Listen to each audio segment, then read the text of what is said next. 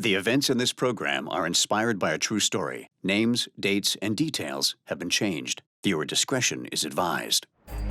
On this episode of Bizarre Murders, wealthy expats Adam and Talia are living the beautiful life. But when cracks start to appear in their picture-perfect marriage, things get very ugly. Police will have to sift through a mass of secrets and lies. What are you doing? To unearth the foul truth.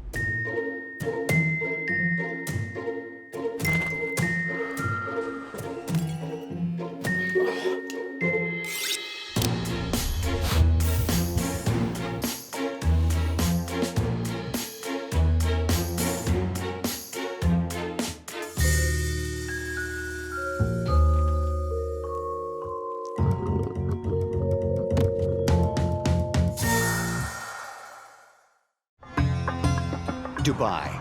Ultra-modern, ultra-rich, and ultra-crowded. There are over 2 million people, with a big community of expats living the high life. Expat communities are strange places. You've got professionals that make a nice living in the West, but then you get someplace like Dubai, and you're launched into a whole nother stratosphere. Fancy digs, fancy schools, lots of servants. On the surface, it looks like the beautiful life. But a lot of money doesn't mean bad things can't happen.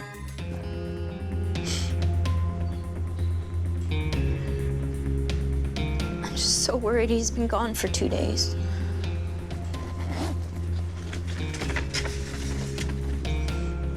This is what he looks like.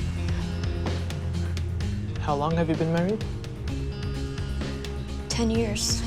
Canadian expat Talia's rich engineer husband Adam has been missing for 2 days. They met over a decade ago on winter break while they were both poor grad students.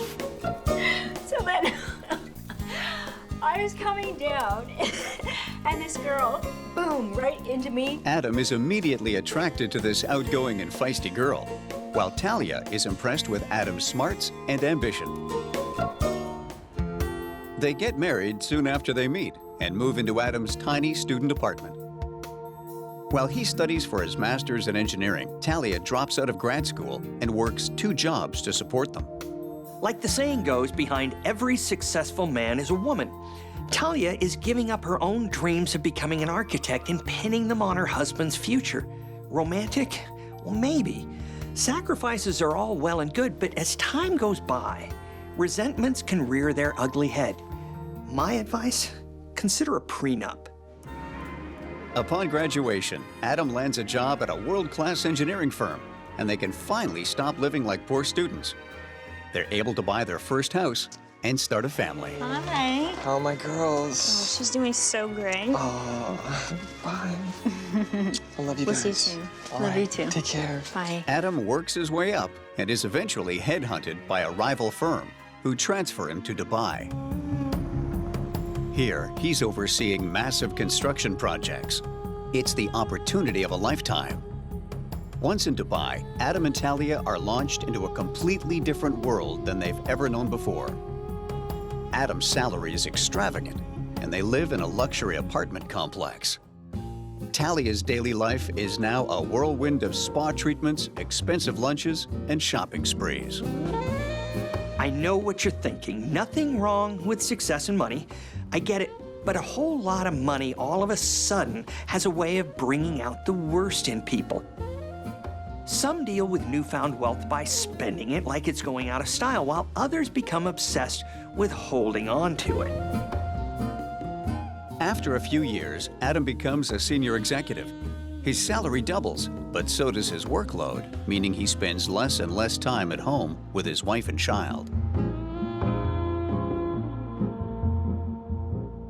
So he's a workaholic and she's a shopaholic. Sounds like a perfect match, huh?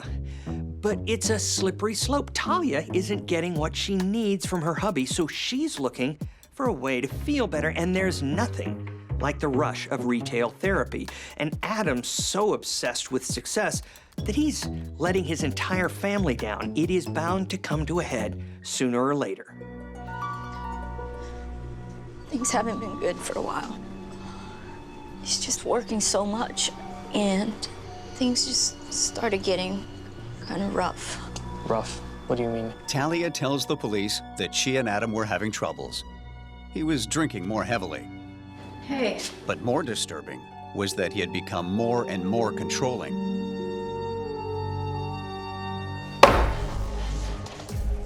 Talia, I warned you. What? Look at this credit card bill. It's atrocious. What am I supposed to do? You're gone all the time. Oh, I'm nice. sick of it. You know what? I'm done. No, I'm done with you. The last time they were together, they had an argument about money, and Adam became violent. Talia claims her husband left after he assaulted her. She thought he went out to cool off, but he never came home. Do you want to press charges? No. Just find him. Police look into Adam's disappearance. They find out that Adam hasn't been to work on site for 2 days. Colleagues are aware that he and Talia have been experiencing marital problems and wonder if Adam moved out. But when police check hotels, he's nowhere to be found. They check all the local hospitals, but there's no sign of Adam. They also discover he hasn't used his credit card in a few days, and there's no evidence that he's left the country. It's possible Adam doesn't want to be found, and he's covered his trail. He's rich enough to do that. But you also got to look at the person's patterns of behavior. This is a guy who practically lives at work, and if he's not there, you got to consider he might have met with foul play. So where do you start looking? You start where he was last seen. Police question Adam and Talia's maid about her whereabouts on the night Adam disappeared. Well, it was actually my night off, so I wasn't working. I spent the night at a friend's house. And is there anything strange you noticed a day or two before he disappeared? No, nothing too strange. It's a dead end. The detective also questions employees at Adam and Talia's apartment complex, but no one has seen Adam. While in the utility room, the detective catches a whiff of something suspicious. Inside the room, he's hit with the overpowering smell of something rotting.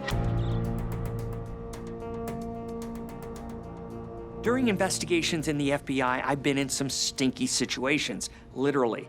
Nothing like going through a sewage drain or a garbage dumpster to make your day. We used to call those trash covers. I can't say you get used to it, but it's part of the job.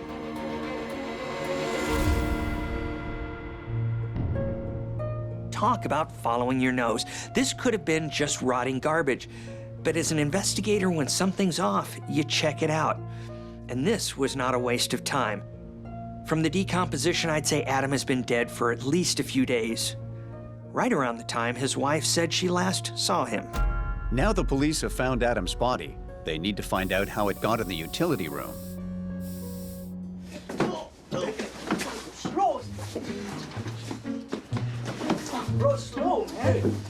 According to the maintenance logs, the day shift workers brought the box down to the utility room 4 days before. Bro, what are you doing, man? It's heavy, it's heavy. Let's go, man.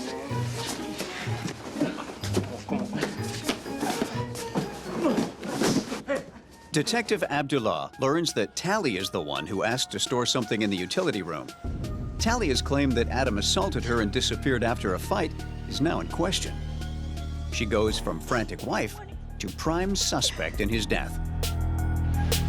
When police search Talia and Adam's apartment, they find traces of blood in the bedroom. Hiding evidence in plain sight? Not very smart. Talia's had plenty of time to get rid of it and clean up. But what would she tell the hired help? And heaven forbid that she would clean up after herself. Money does change people, huh? It would appear that Talia was involved in Adam's death, but what exactly happened? That's the million-dollar question. I did it. Talia admits to killing Adam. He was hurting me all the time. You have to believe me. I was scared. But she claims it was in self-defense. I was scared to tell the police. She didn't tell police the entire story before. She says Adam had been abusing her for years. Domestic abuse has nothing to do with status. Rich or poor, it can happen in any relationship. An abused woman can be really great at covering up the state of their violent marriage, so even people close to them are unaware of it. Talia tells police that on the outside, their marriage looked happy. But in reality, it was all a sham. According to Talia, Adam was consumed with his job and never home. When he was around, he was abusing alcohol. I thought you stopped drinking. Really? This again? You need to stop. Or else what? You need to stop. It's for your own good. You can't tell me what to do. But I can tell you. He was getting worse, and she was worried sick for her kid and herself. Talia, what is this? Do you have any idea how much money you're spending? She says that he was fixated on money and monitored her spending to the cent. I warned you.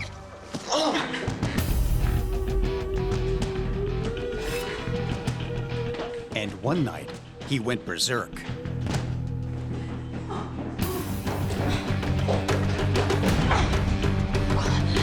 What are you doing? Adam, what are you doing?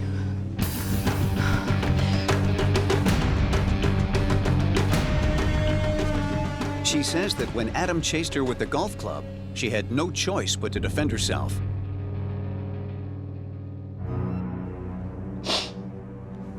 But the books. I don't remember the box. I don't remember. Not remembering what you did after a traumatic event isn't unusual. Dissociative amnesia is a known stress response for victims of abuse. The brain literally shuts out what it can't handle. You always want to give the alleged victim of abuse the benefit of the doubt. But right now, we only have Talia's word against that of a dead man. Police need to figure out if it all adds up. Police learn that Talia is the sole beneficiary of her husband's $20 million estate. They're married with a kid, so it's no surprise she's his heir. But is that motive enough for murder? I mean, why not just divorce him and get her half? But for an abuse victim, leaving your husband is not always easy, especially if there's a kid involved. But if this is actually premeditated murder, all I can say is Talia, she's playing the long game. She has to convince everyone that she was the real victim. When they go through Adam's accounts, police learn that he'd installed spyware to track Talia's emails and spending, and hired a private investigator who's dug up some pretty damning evidence. A guy has to be pretty controlling and paranoid to spy on his wife and have her followed. So Talia's claim of being a victim, well, that's looking good. But she's having an affair, which doesn't look so good. But it's not unusual for an unhappy spouse to go looking outside the marriage for attention they're craving. The lover may not be a new designer purse, but he's something. Police need to find Loverboy and figure out whether or not he's involved in Adam's unfortunate demise. Police go through Talia's cell phone records and learn that her lover's name is Brody, but he's no local. He lives in Canada. They met during Talia's regular trip back with the kid to escape the suffocating summer heat of Dubai. Wow, thank you very much. I'm gonna try these on. Yeah. Wow, I love them. Good. I'm so Wow, glad. thank you very much. No surprise, he loved them. But who wouldn't love $1,500 designer sunglasses and a rich girlfriend who's starving for a little bit of affection? And the bonus? The husband is halfway around the world. Sounds like a perfect setup. Only Adam's no regular husband.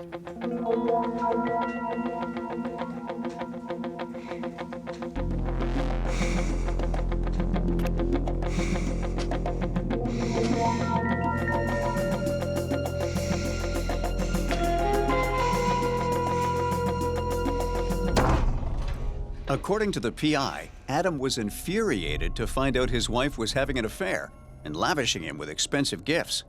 He sets out to take care of the situation. Honey, please. We can fix this. You've tried.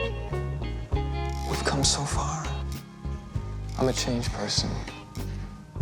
Please give us another shot. For the family.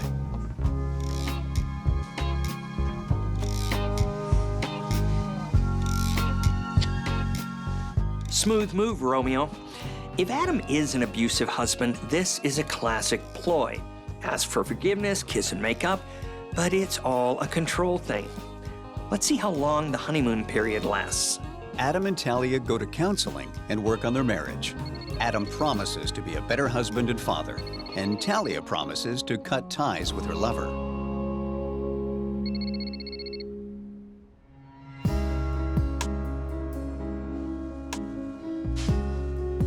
Adam, when are you coming to bed? I've got work to do. But soon, Adam is back to his old workaholic ways. And Talia turns back to Brody for comfort.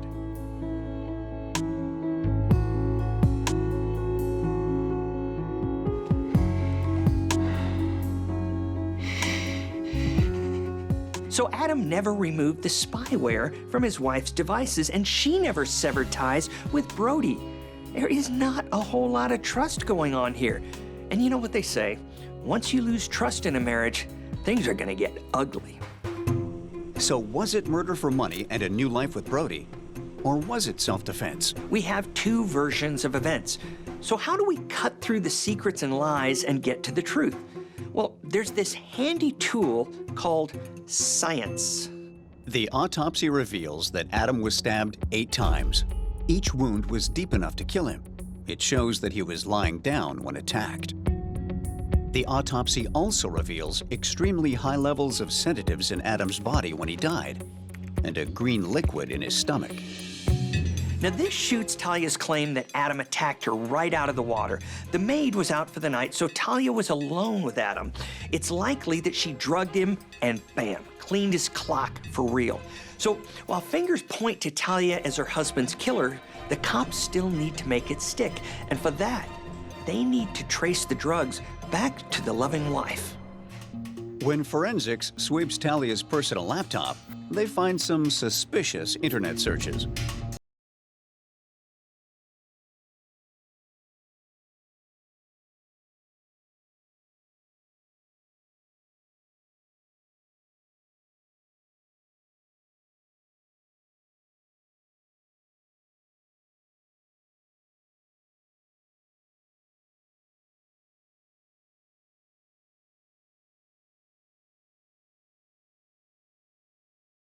Drugs?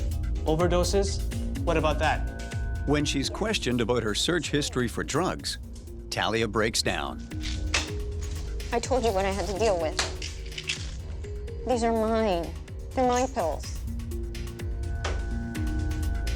Talia tells police she was so despondent about her marriage and the abuse that she contemplated taking her own life with prescription pills. Even though the evidence is looking more and more damning, Talia's got a plausible explanation for everything. Abused wife or black widow? That's the $64,000 question. With Talia sticking to her plausible story of self-defense, the police are stuck. But then, police catch an unexpected break when the maid comes into the station. So what do you have for me? Well, Mr. Adam and Mrs. Talia, they were having marital problems, but Mr. Adam was never abusive, though, never violent. Now knowing her employer's deceased and not simply missing, she volunteers more information on what she saw days before the murder. Adam was filing for divorce, but his lawyer accidentally had the draft documents sent to their home.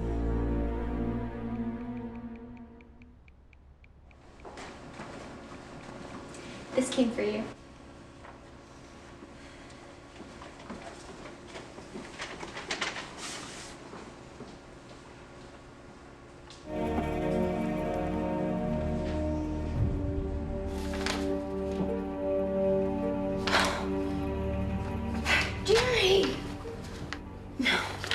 No.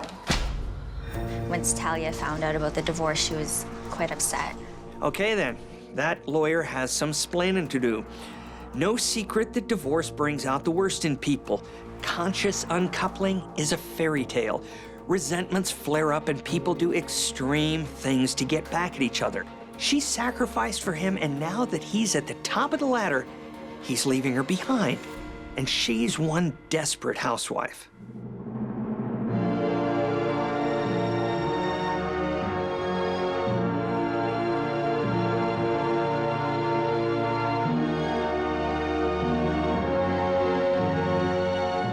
Shannon tells police that after drinking his regular kale chia seed smoothie that Talia insisted on preparing that day, Adam became so tired and woozy that he had to take a nap.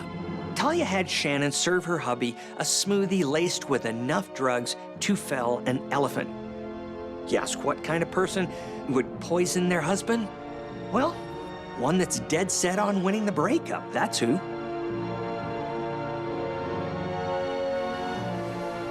I did love you.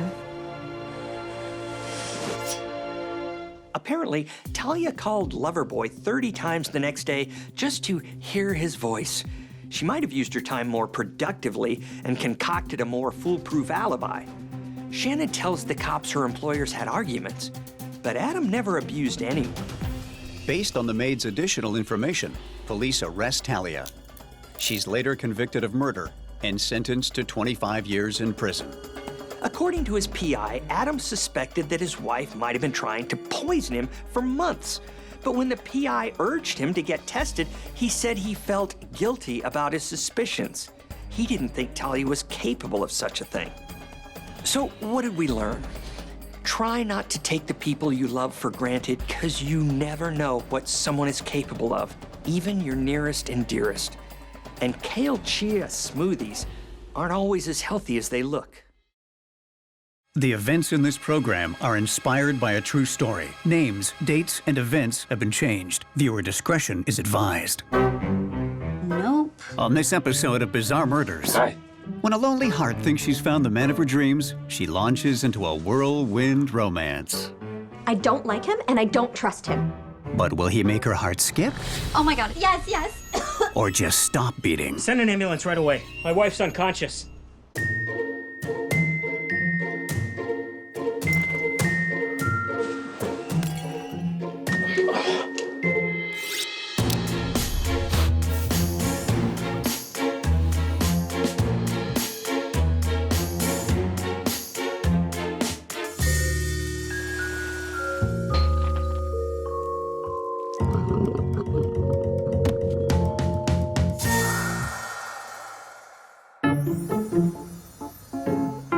Joan, the manager of a prestigious local architecture firm, has everything she ever wanted when it comes to her career. Nope. No. But after 2 failed marriages, this 45-year-old finds herself back in the dating pool, and the water is cold. Too into himself. When you're a woman over 40, unfortunately, most of your dating options are less Fabio and more Flabio. This leaves many successful women with their beds empty and their bank accounts full. Targets for attractive young liars, scammers, or worse. It just isn't fair. Just when Joan's given up on finding love again, the man of her dreams walks in to her office. Hi. Hi, I'm Clay. Joan. Come in. Clay, a chiseled-jawed architect who's just turned 32, is starting his first day at Joan's firm. So, how are you settling in? Oh, it's great. Yeah. Good. Everyone's been really welcoming and, figuring my way around. Good. Yeah. From the moment their eyes meet, there are sparks. Stop by anytime. My door is always open to you. Okay. Yeah. To Joan, Clay seems like the man she's been searching for her entire life. Not only is he handsome, but he's charming, funny, and has a great job. You might want to tell your wife that you're going to be working long hours. I'm single. Oh. Okay, so great. But with 13 years age difference between them, Joan's certain Clay would never be attracted to her. But Joan's wrong. Clay's interested in her, very interested. The question is it for the right reasons? When Clay makes his desires known, Joan is more than receptive. Before long, the couple is inseparable. This is the first time in her life that Joan feels really loved in every possible way. In a few short months, she's gone from giving up on relationships to living the life of a romance novel heroine. And she's eating it up. So he's from the Midwest. And where was he before he was at your firm? I'm not sure. We just haven't made that far in the conversations. But I can tell he's really, really, really good guy. And how can you tell?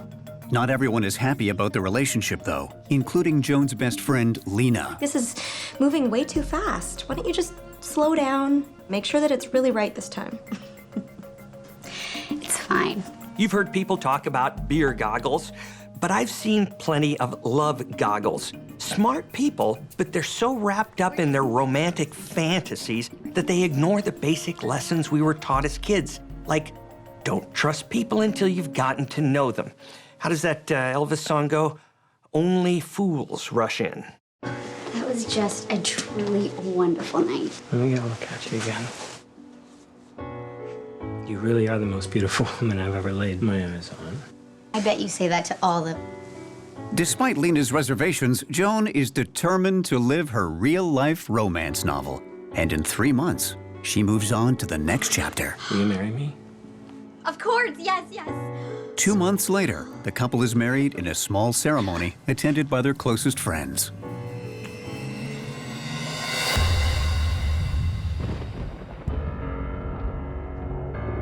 But a dark cloud appears over Joan's sunny new life when she notices money disappearing from her bank account.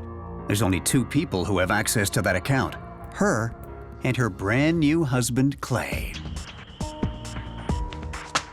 What is this? These are my accounts. Joan, I can explain this. Yeah, you better. Clay confesses to taking the money. I'm paying child support. What? But says he only did it to support his 2 children from his 2 previous marriages. I've made some bad decisions in my past, but that's what it is. It's the past. Joan, I love you. You're the one I want to be with. Joan forgives Clay, and he swears to never betray her trust again. I've lost count of how many times at the FBI we'd see kind, generous, beautiful women desperate for attention being swept away by boy toys who take them for everything they've got. I mean, if it's too good to be true, it is. In my experience, no matter how much these guys swear you can trust them, the situation almost always ends in tears. If you're lucky. You are his wife now. Don't you think your entire relationship being based on a lie is a little bit of a problem?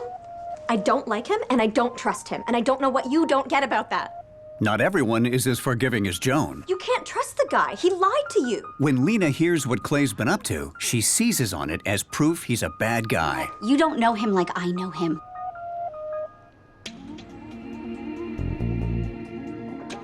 Life soon returns to normal.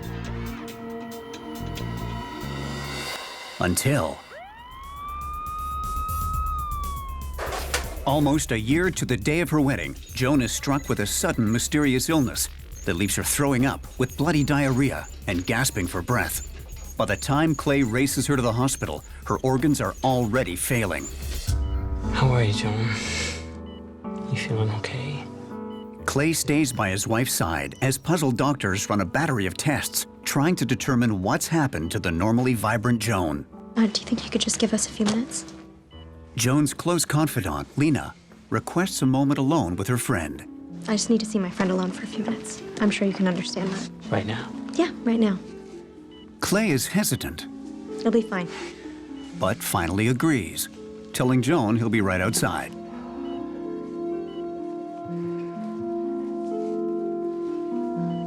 Why is Clay acting so strange? What is going on with him? Within minutes, Clay gets antsy and decides it's time to resume his place at his wife's side. One of the signs that Mr. Wonderful might be a problem is that he needs total control over you. I think Joan needs some rest now, so you should go. Guys like Clay rely on having absolute influence over the woman they're latched onto. If you're an outsider who isn't buying into his charm and worshiping at the altar of his ego, then you're gone. With Lena ousted, Clay resumes his vigil at his wife's bedside. Joan? Until minutes later, her vital signs crash. Help! Help! Somebody! Help my Joan may have wanted to live a romance novel, but now her story's taking an unexpected twist. Is she breathing? What's going on? Help! Doctors inform Clay that Joan has suffered a stroke. Joan! Joan, come on. Help her! Please, Joan! Her organs are already failing. Tell me what's going on! They warn him to prepare for the worst. But by a medical miracle, they eventually manage to stabilize his wife. When hospital staff double-check Joan's IV, they find the bank of fluids that was previously clear is now cloudy. That can only mean one thing. Someone's tampered with it. To tamper with an IV bag at a hospital, that's ballsy. You have to undo the line, use a syringe to tamper with the contents, then put everything back in place, all in a couple minutes. That's almost impossible for somebody without medical experience. Doctors run another battery of tests on Joan. When the results come back, they show something much more serious than IV tampering. She's been poisoned with lidocaine, an everyday medication that in high doses can become deadly. Lidocaine is best known as a key ingredient in hemorrhoid cream, so it can get rid of a pain in the ass. I wonder who sees Joan as a pain in the ass. Having discovered that Joan's been poisoned on their watch, doctors must treat this situation as an attempted murder. Meet you. I'm Detective Weber. Most of the time when there's an attempt on a woman's life, you'll find that her spouse is behind it. So in a situation like this, we're looking straight at, you guessed it, Mr. Wonderful, Clay. And unlike Joan, we're not focused on his pecs. But Clay's not the only one who has access to Joan. You've got doctors, nurses, orderlies, candy stripers. Even Lena has to be considered a suspect as she was alone with Joan. You've heard everybody's a suspect, but it's true. Police work is based on thorough investigations, not on hunches and assumptions. We leave those to psychics and armchair detectives. And let me tell you, our solve rate is much, much higher than theirs. I'm wondering if either of you have seen anybody other than hospital staff in this room. No. No one. With no hard evidence to narrow the pool of suspects, and with Joan saying she wants to forget the whole incident, Detective Hannah Weber is forced to drop her investigation before it's even begun. Thanks for your time. Thank you. When Joan is eventually released from the hospital, Clay attends to her every need. And once Joan's back at work, Hey, babe. Clay, ever the doting husband, only becomes more protective. Use some salad. Oh yeah, Clay's right in there protecting Joan from her friends, her coworkers, the police, anyone who could challenge her rose-colored view of him. Thank God for Clay. Just when Joan is finally getting back to her old routine, she lands in another hospital with the same old symptoms: vomiting, bloody diarrhea, and difficulty breathing. Once again, Clay runs to her side. Once again, her IV turns cloudy. And once again, doctors discover that she has been poisoned with lidocaine. Well, that narrows the suspect pool because one hospital could have a homicidal staff member going around poisoning patients. I mean, it happens, but it's rare. Two hospitals with would-be killers trying to murder the same patient with the same poison? That only happens in movies, the really bad ones. When hospital staff get in touch with Detective Weber, she knows what she has to do. I'm going to need you to step out of the room. Detective Weber bans everyone but essential staff from the room. You too, ma'am. And posts officers to stand guard over Joan. Detective Weber interviews Joan alone so she can speak freely. How are you feeling? But Joan refuses to cooperate with the investigation. Do you know if your husband has been in this room the entire time? My husband has nothing to do with this. So Joan is clearly still drinking Clay's Kool-Aid. The investigators would be better off talking to Lena. She's not buying what Clay is selling. With the investigation once again stalled, Lena decides it's time to take matters into her own hands. Late one night, she sneaks into Clay's office. Lena discovers a series of life insurance policies, all taken out on Joan, with her husband Clay as the sole beneficiary. Come on, is anybody really surprised by this? I didn't think so. Certain she's found the proof she needs to expose Clay, Lena again confronts Joan, life insurance policies in hand. Joan is hesitant, but agrees to speak with Clay about the policies that night. Clay? Can you come here a minute? What is it? What are these? They're insurance policies. When Joan questions her husband about the policies, he claims he has to protect himself and his children in case anything ever happens to her. Protect them from what? His cash cow drying up? This guy is a real piece of work. Honey, you haven't been well. What if something happened? I mean, this is what couples do. You've been talking to Lena, haven't you? The real problem, Clay says, is Lena snooping through his office. She's got it in for me. She doesn't have it in for you. Yes, she does. No, she doesn't. I've sensed it from day one. She's coming between us. You know, the only thing creepier than trying to control who your wife spends time with I don't think you should see her anymore. is doing that same thing while your hands are around her neck. We talked about it, and he explained everything to me. The next day, when Lena asks how Clay reacted to the life insurance policies, Joan turns the situation around. You know what? I've had enough. Yeah, me too. No, I've had enough of you. Get out. I'm over this. Get out. By this point, it's obvious to everyone, except Joan, that Clay has it out for her. But she's determined to follow her heart, even if it kills her.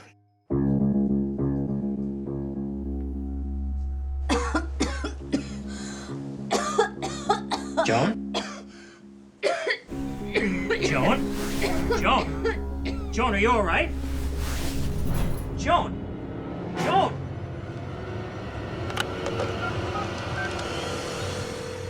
Send an ambulance right away. My wife's unconscious. Joan? Joan? Joan, stay with me.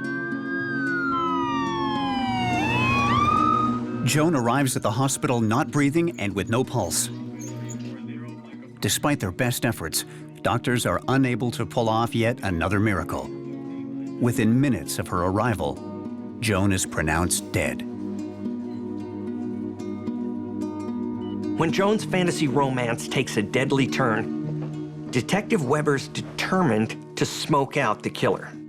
Hi, yeah, it's Detective Weber. She immediately orders an autopsy. When the results come in, they reveal Joan's cause of death as nicotine poisoning.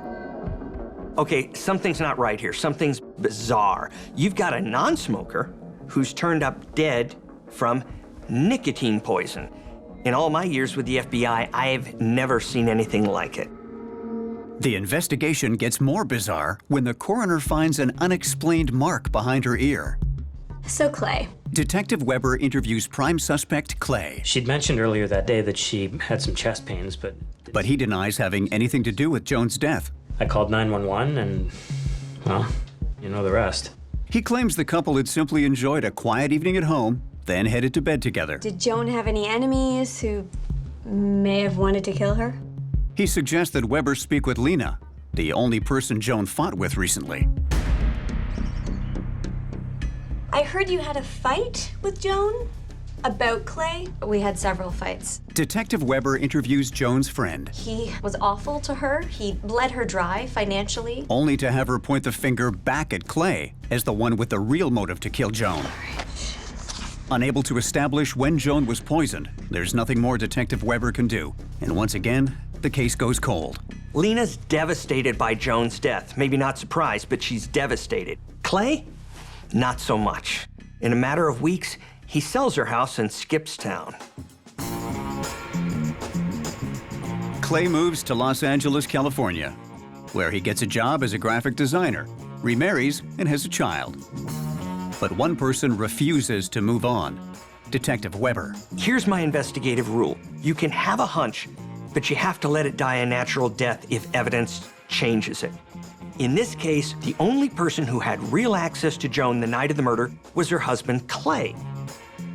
There's been an incredible advance in technology in the last decade or so, and maybe there was enough to get the evidence to make this theory stick. Detective Weber sends out the evidence to one of the nation's leading nicotine experts. A key piece of new evidence is uncovered using methods that weren't available 7 years earlier. The issue with this case has always been that law enforcement couldn't or didn't establish a timeline for the poisoning. Well, we finally got one, and that's all they need to nail that guy.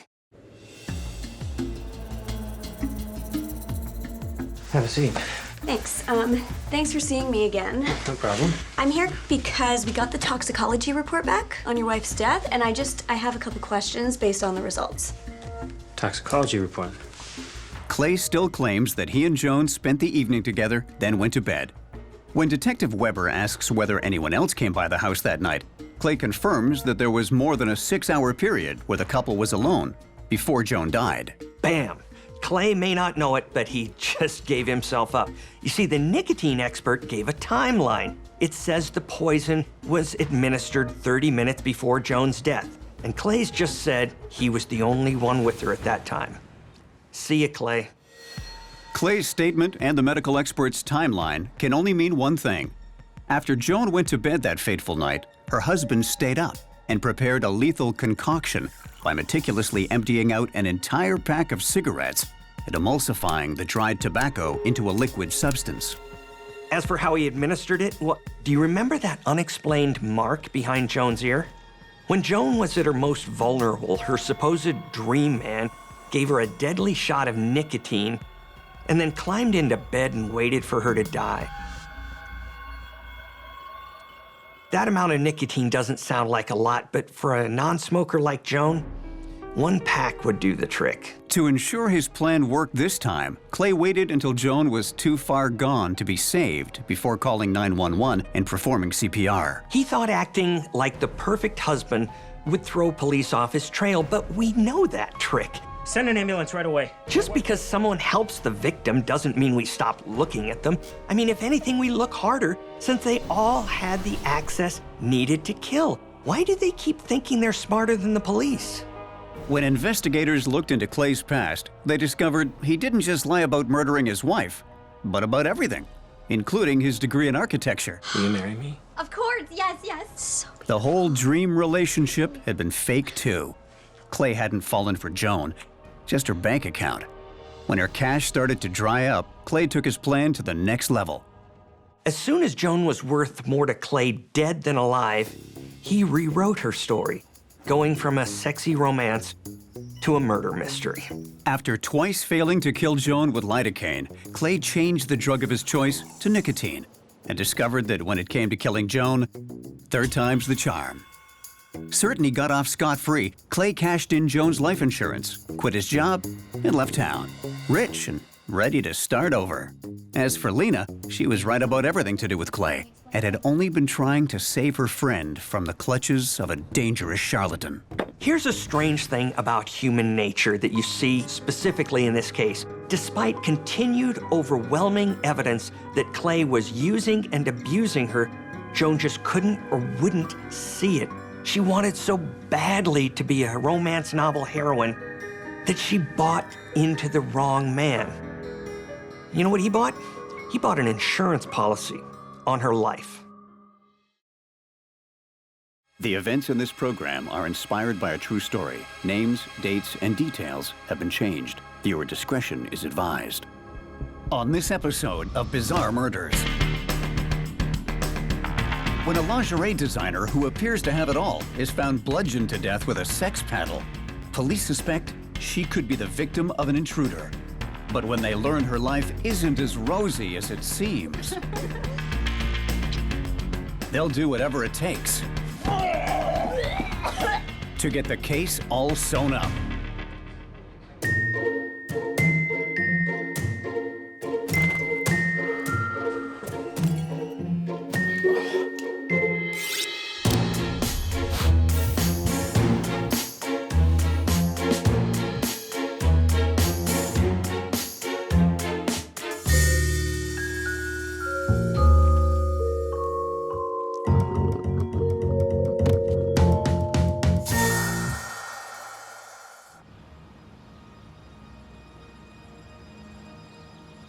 Francine?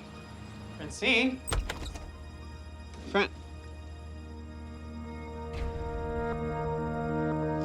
God, Francine. Francine. Hey, it's me, Ty. Francine, wake up. Not exactly the Monday morning Ty envisioned when he came to visit his good friend Francine. I need help, please. Hurry.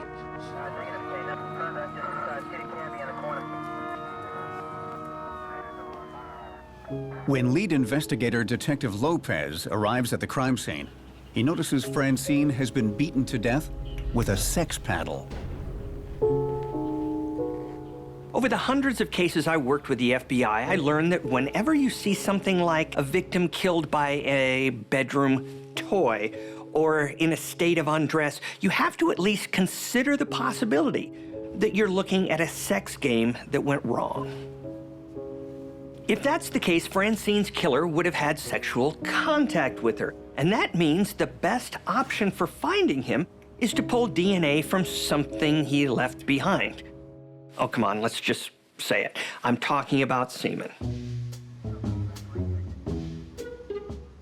And looking at the state of this bed, there's a lot to choose from. Still less than most hotel rooms, though, seriously.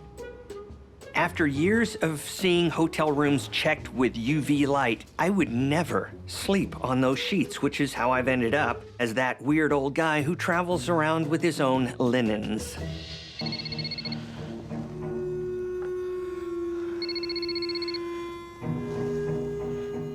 Hello? Who is this? And why answer my wife's phone? This is Detective Lopez, and if your wife is Francine, there's been an incident. Alistair, Francine's husband, is out of town on his annual hunting trip with his frat buddies. 10 years ago, that's how he and Francine first met. It would change Francine's life forever. Hey, you must be Alistair. Hi. Yeah. Francine. Francine. Yeah, Tim invited me over for the weekend. You hunt? No. At first, Francine wants nothing to do with Alistair. But Alistair is more than a little intrigued by her.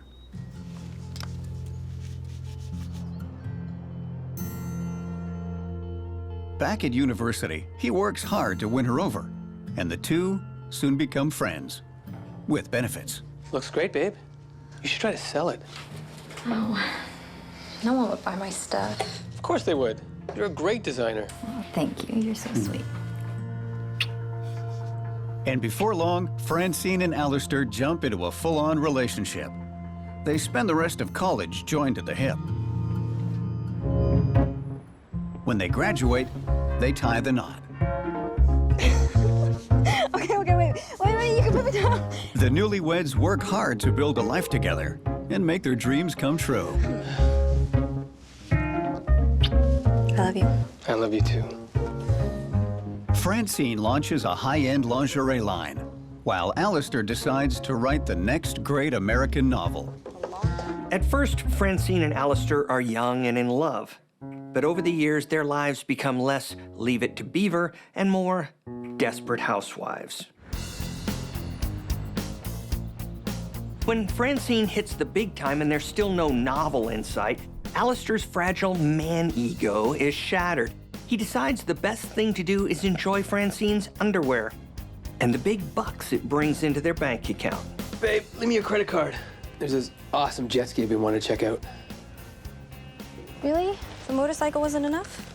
Well, Francine spends long hours running her company. Gotta go. Thanks, babe. You're the best. Yeah. Alistair lives like a king, sleeping until noon, regular spa days, and treating his frat buddies to scotch tastings and cigars.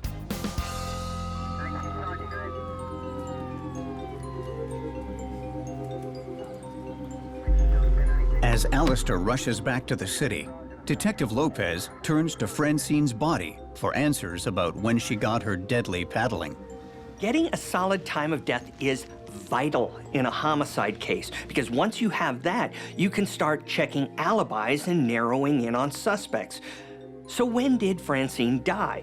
Her limbs are stiff but not rigid, so I'm thinking she's been dead maybe 24 to 48 hours. which means she would have been killed between late Friday night to midday on Sunday. Talk about your rough weekend. But when the DNA results come in, they show all traces of semen belong to Alistair. Well, those results don't help us get any more answers. Unless, of course, your question is how virile Alistair happens to be. My wife meant everything to me, Detective. You better find the guy that did this to her.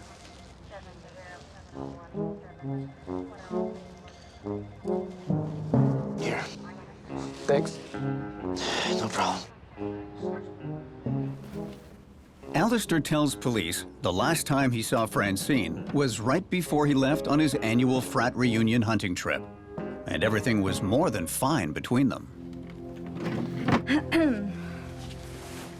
Looking for this? Yes, I was.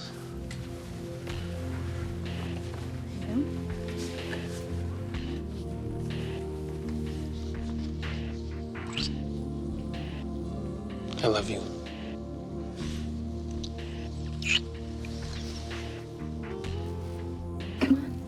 Woo!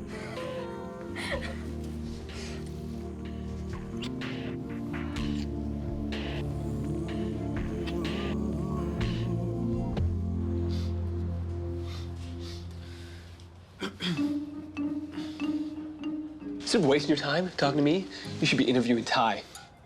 Excuse me? He was her lover, after all. Sorry, Ty?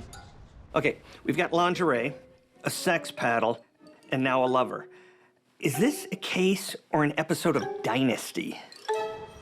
Alistair reveals to police that his wife Francine was having a fling with her friend Ty. I've been slaving since September with my nose to a book. I missed 100 mamacitas cause I ain't got time to look. So when my bros called me up, I didn't have. But while Francine was seeing Ty on the side, she wasn't cheating. They were all part of a swingers club. Drop your keys in the fishbowl and pick up anybody else's you want to go home with.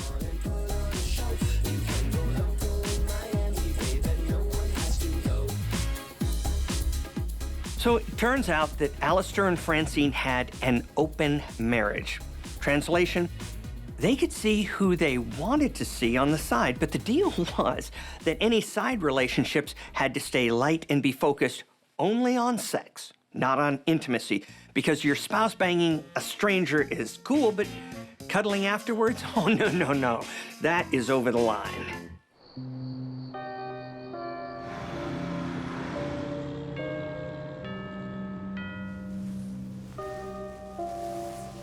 Over the years, Francine has developed a whole set of rules for their engagements, but Alistair is less than willing to follow them.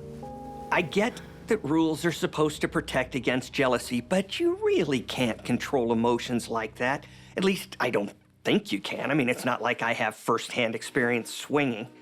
I mean, clearly, I'm way too straight-laced for that. I mean, I'm blushing just talking about all this. Are we done? Hey, babe.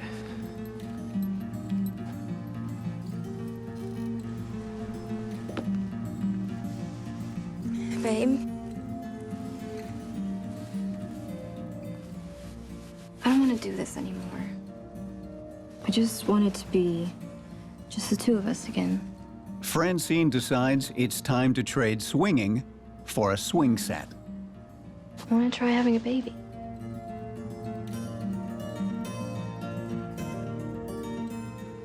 Of course, honey. Anything for you. You know that.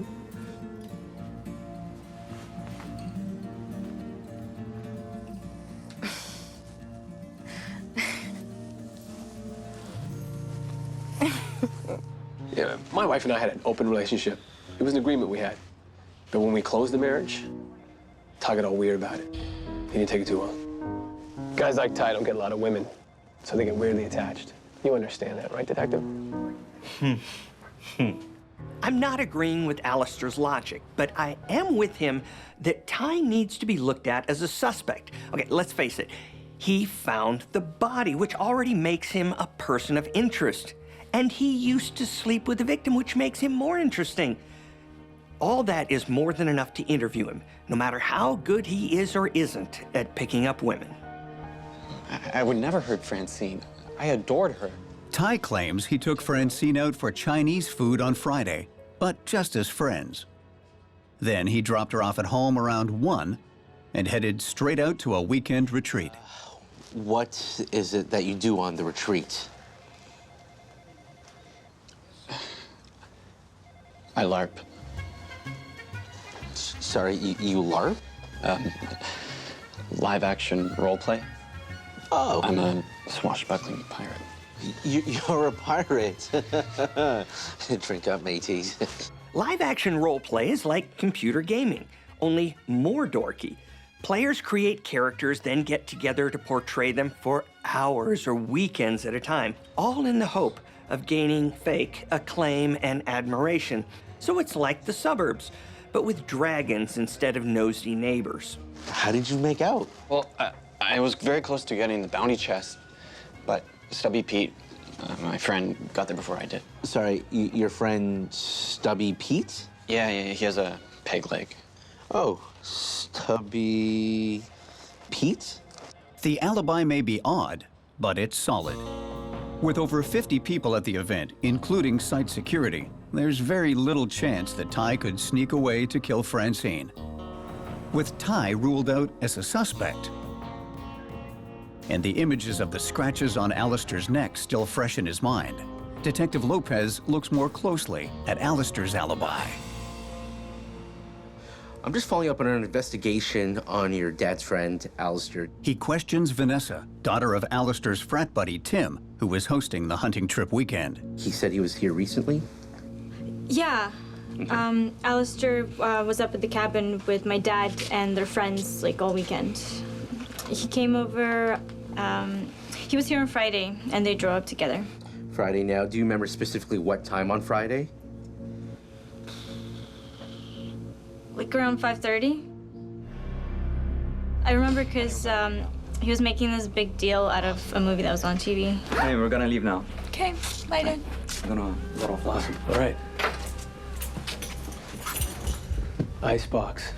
Great movie. I caught this one last night. Detective Lopez finally gets a break from the most unexpected source. But you know what was super weird about that movie? What's that? So the whole thing was about this husband who kills his wife, and like a few days later, Francine is dead. I don't know if I'd call that weird, and I certainly don't believe in coincidences. What I do believe in is good police work, and I'd be chasing down this connection because it could prove to be a solid lead.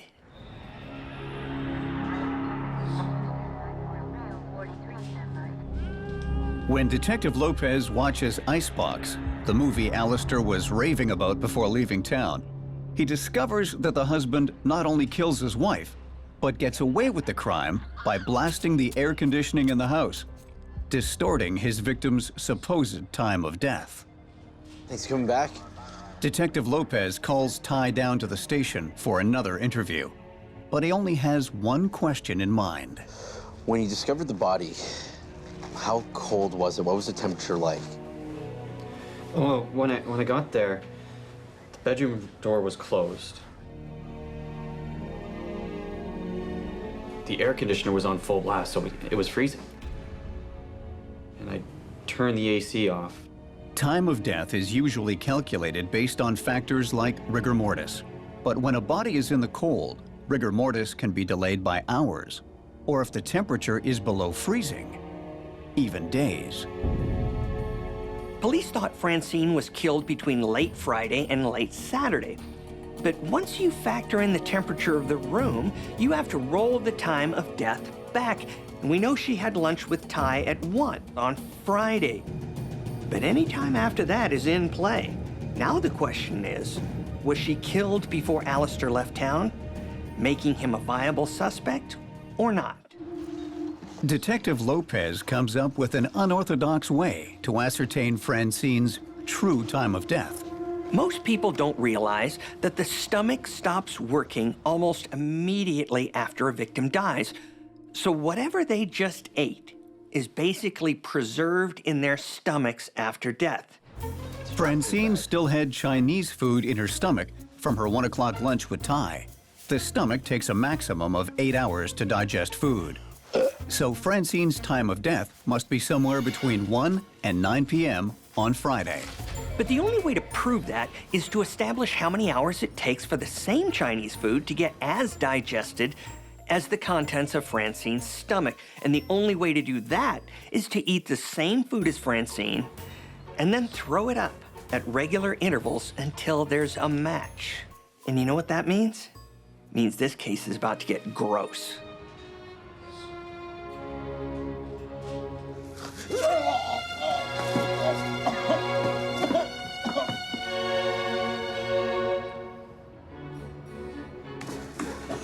And that right there is why criminals should never underestimate law enforcement, because we'll do whatever it takes to crack a case.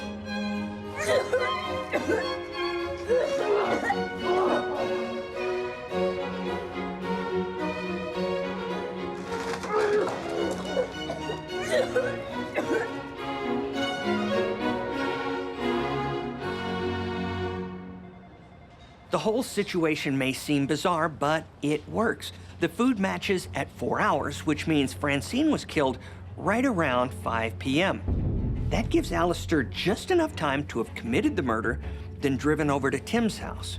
I know it's rude to eat and run, but what about kill and run? That's gotta be worse. A year after Francine's death, Detective Lopez's case against Alistair has gone cold. But then, Tim's daughter comes forward So, the night that Alistair came over? with a confession that cracks the case wide open.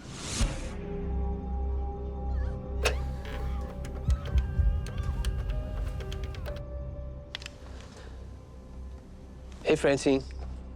Yeah? Yeah, I'm gonna miss you too. She realized Alistair We'll talk first thing in the morning. was speaking to the dial tone. Okay? Yeah, I love you. Yeah, okay, bye. The only reason to fake a call like that is if you know someone's dead, but you want to make everyone else think they're still alive. And the only person who would want to do that is a killer trying to shore up his alibi. Alistair thinks he's smart enough to trick everyone around him like he's so evil genius. But someone ought to tell him he's more Homer Simpson than Hannibal Lecter. Detective Lopez finally has all he needs to charge Alistair with Francine's murder. All the evidence points to you. You're under arrest for the murder of your wife. Right, I killed my wife, the woman I was happily married to, because that makes sense. All right, let's get going. Come on, Buttercup. Let's go. He's not wrong. The lack of obvious motive means the case isn't a slam dunk, and Alistair's now rich enough to lawyer up with the best team possible. At trial, the truth of Francine and Alistair's relationship comes pouring out.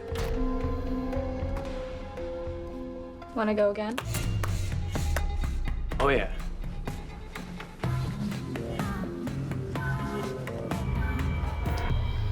Get out of my house. Get out!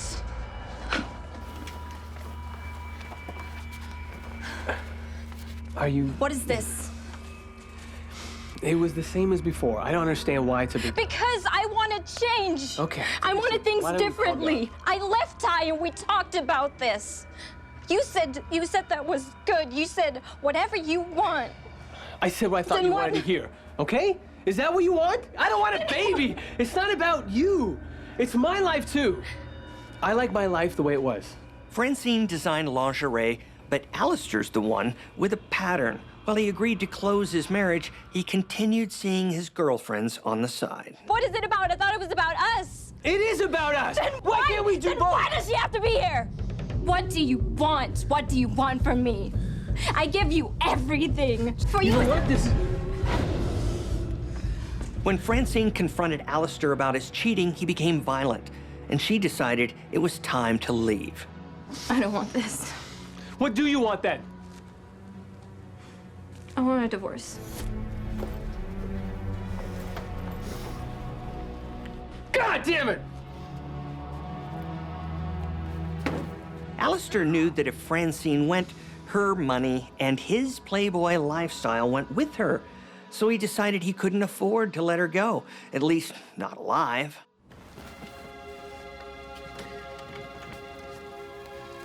Get my shirt. What are you wearing that for? Don't worry, it's not for you.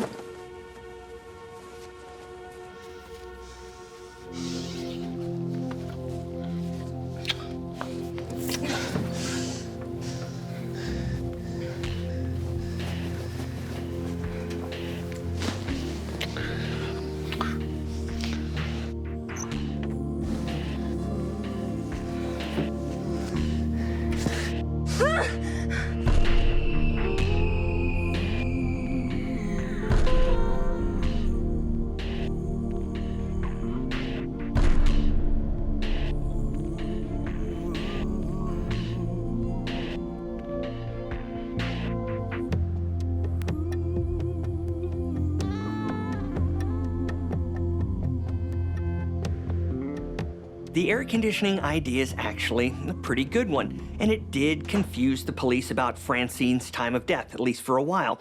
But you know what isn't a good idea? Ripping your MO off from a movie that's playing on TV at the time. And then on top of that, blabbing about how you saw the film and you loved it.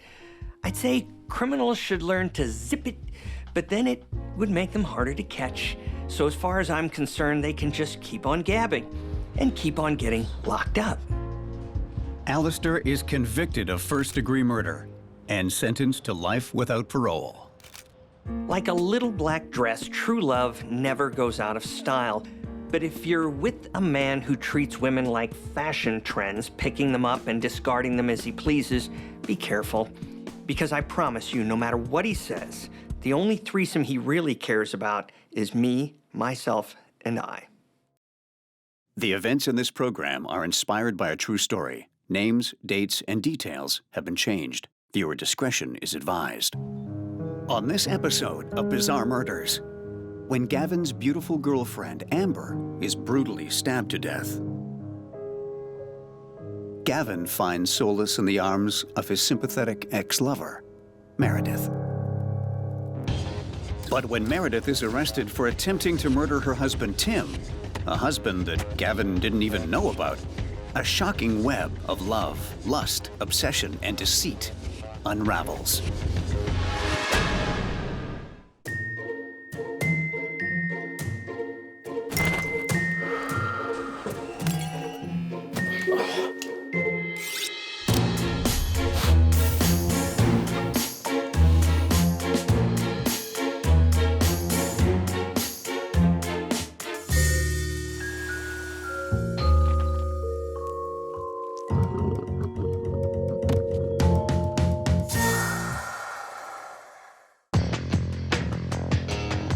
Meet Meredith, a smart and ambitious lawyer who's on the fast track to becoming partner.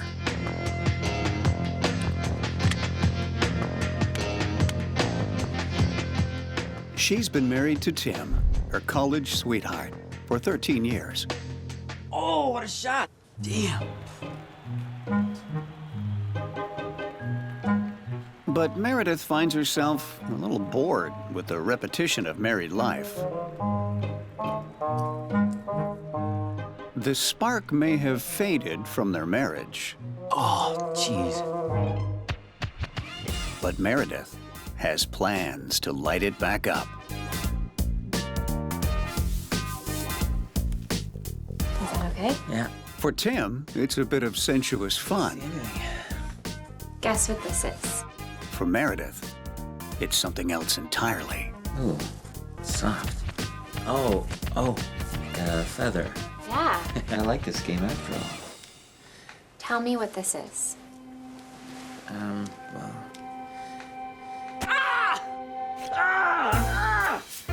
Oh my God, I'm so sorry. I slipped. It was a knife! No, it was a letter. Get it! So sorry. Get me out of this! Are you okay? No, I'm not okay! Tim's not okay. Call the ambulance! I don't know where my phone is. What? Sorry, I don't know where my phone is. I can't find it. Get me out of the cuffs, I'll find a phone. Oh, okay, I found it. They put me on hold. The playing that song you like. What? Hi, 911. I have an emergency. I'm bleeding. There's been an accident. Can you send an ambulance right away?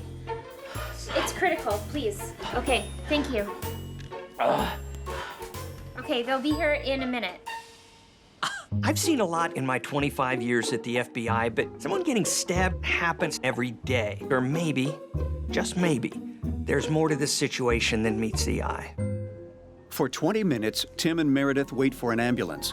But at the 45-minute mark, Tim insists that Meredith drive him to the ER, or he's going to pass out. What is normally a 20-minute drive to the hospital takes twice the time. When Tim and Meredith finally arrive, he's alive, but weak, in severe agony, and covered in his own blood.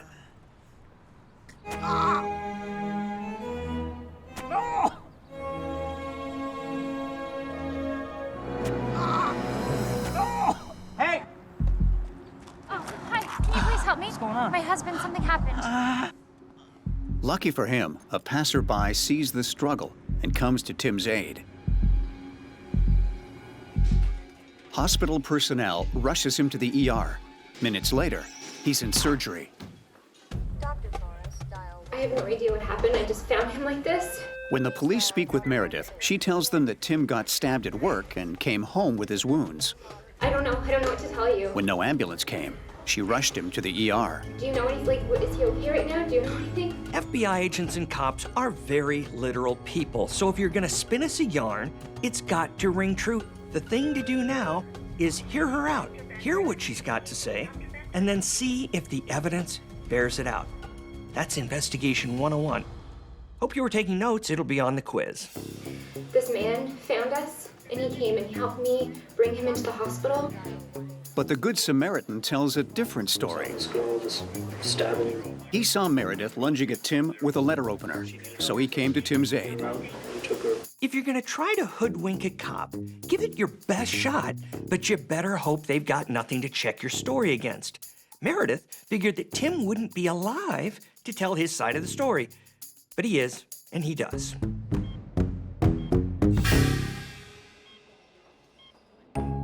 When Tim wakes up from having the hole in his heart stitched up, he's in no hurry to see Meredith. And his version of the story is very different from the one Meredith told. No, he did not come home bleeding. His wife stabbed him while they were playing a game. She called 911, but no ambulance came. She seemed freaked out that she'd hurt him, but then totally flipped out and started stabbing him again, this time in the parking lot of the hospital. The police have enough to arrest Meredith on suspicion of attempted murder. But they still need to build the case for the trial.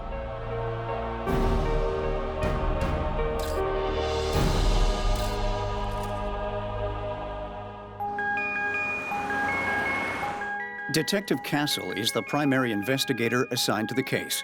She carefully combs through Meredith's phone records and finds that she did make a call after stabbing her husband. But she didn't call 911.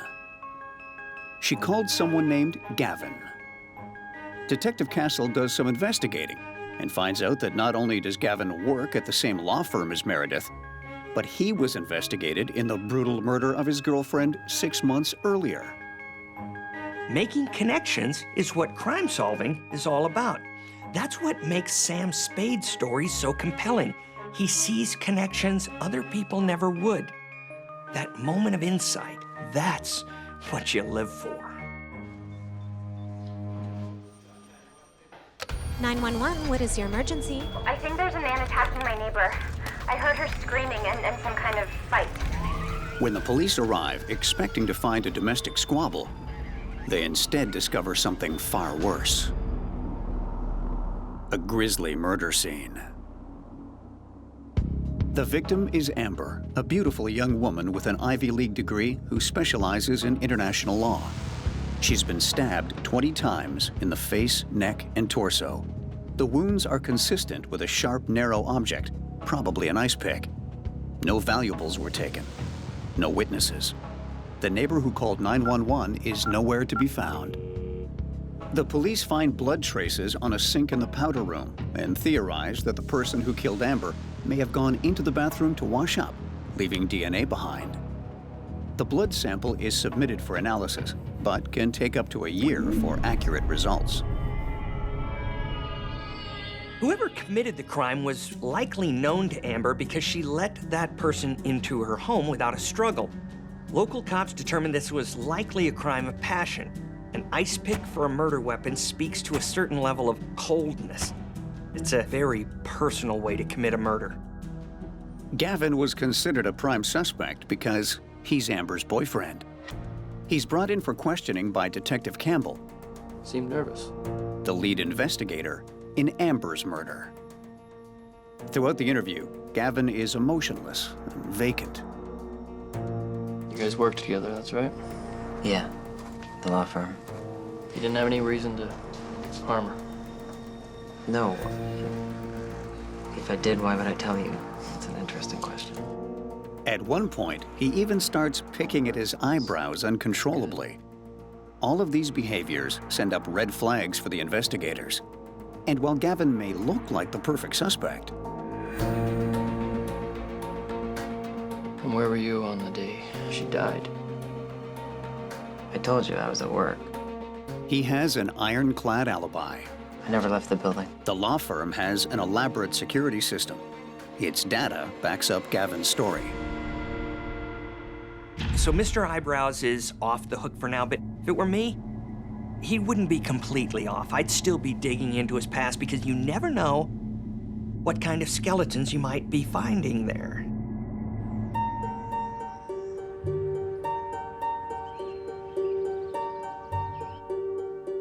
Six months later, Amber's murder is still unsolved.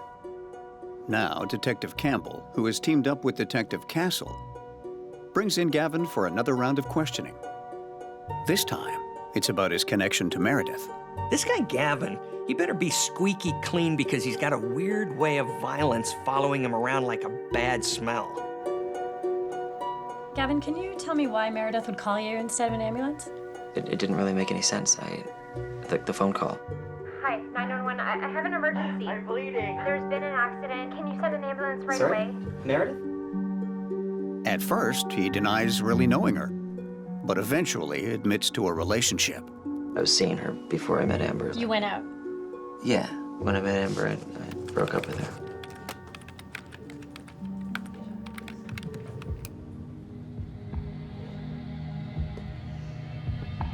It becomes clear that Meredith wasn't thrilled with their relationship coming to an end. I guess Meredith didn't take too kindly to being cast aside by Gavin, especially for a younger colleague. Talk about your messy workplace love triangle. I mean, we all know jealousy is a powerful emotion. When it's unleashed, it can have a mind of its own. You remember the bunny scene from the movie Fatal Attraction? Who could forget it? Amber doesn't know it, but she's now in Meredith's crosshairs.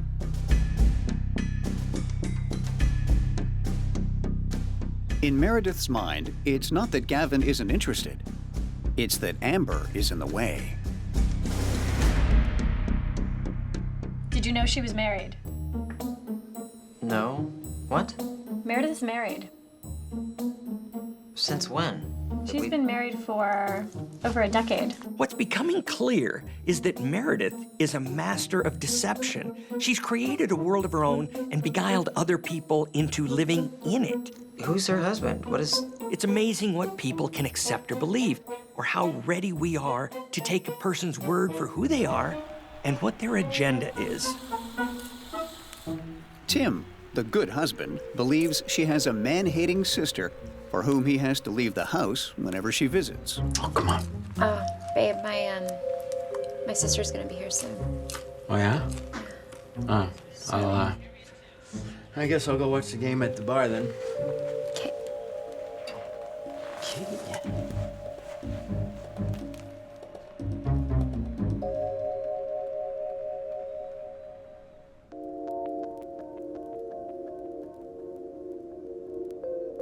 Gavin, the boyfriend, believes he's spending weekends with an attractive single woman.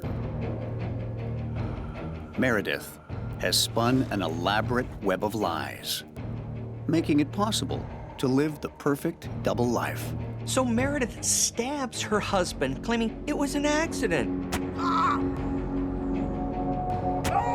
And then we learn that she had an affair with a guy at work who traded her in for a newer model, which she didn't take kindly to. And that woman gets murdered, and that crime is never solved. Wow, that's way too much coincidence for me. If I were a betting man, I'd be looking more closely at Meredith. Having already established means and opportunity, police now have motive. Meredith had been having an affair and wanted her husband out of the way so she could be with her lover, Gavin. You've heard that expression, open and shut? Well, that pretty much describes the case against Meredith when it goes to court. The prosecution demolishes her implausible and constantly changing story. The stab wounds, the witnesses, the phone call to Gavin that proves she never even called 911. Meredith is convicted for the attempted murder of her husband, Tim, and is sentenced to 20 years.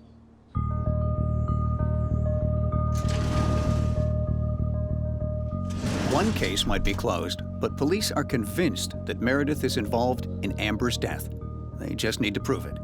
Detective Castle listens to the anonymous 911 call made on the night of Amber's murder. 911, what is your emergency? I think there's a man attacking my neighbor. I heard her screaming and some kind of fight. And is convinced that the voice belongs to Meredith. But when the 911 call is put through voice recognition software, the comparison isn't conclusive. Voice recognition software is a great tool for investigators, but because it's not 100%, it won't hold up in court.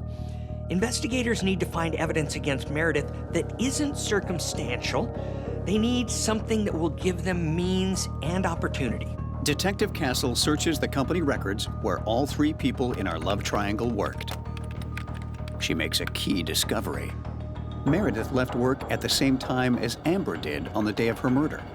Meredith returned 2 hours later. The first M is motive. So, court date Wednesday.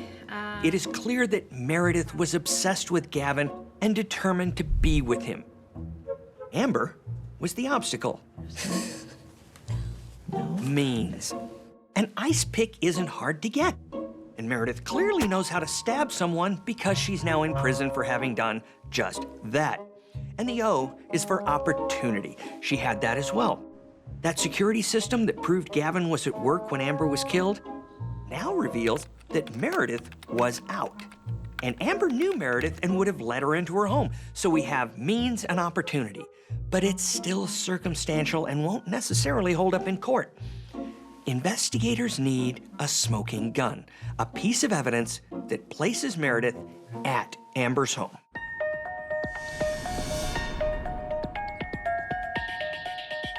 Finally, the blood spatter analysis comes back for the DNA found on the sink in Amber's bathroom.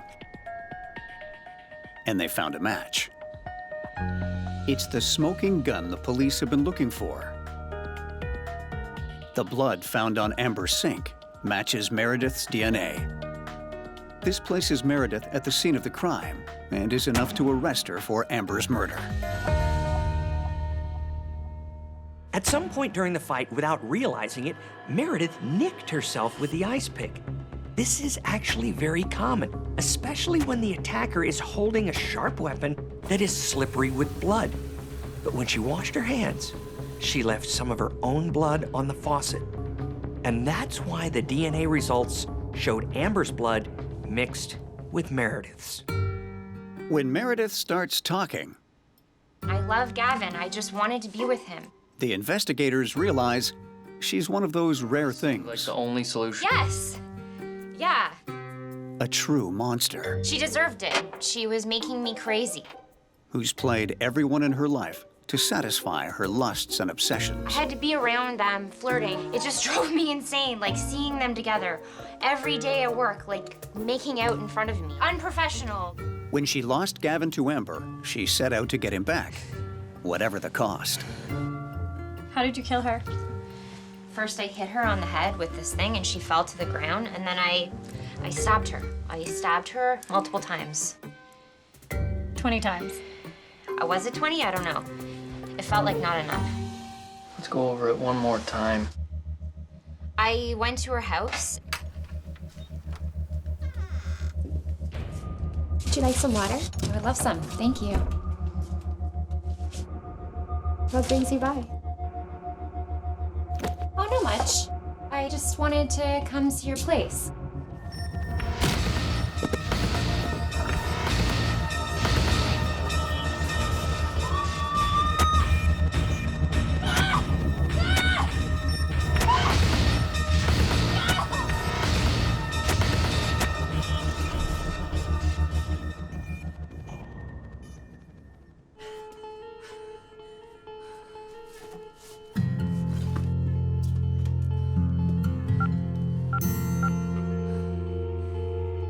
Hello.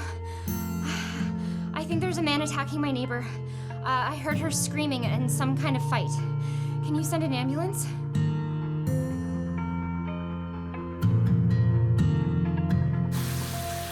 After eliminating her competition, Meredith cleans herself up and then heads back to work like nothing happened. With Amber out of the picture, Meredith can have Gavin all to herself.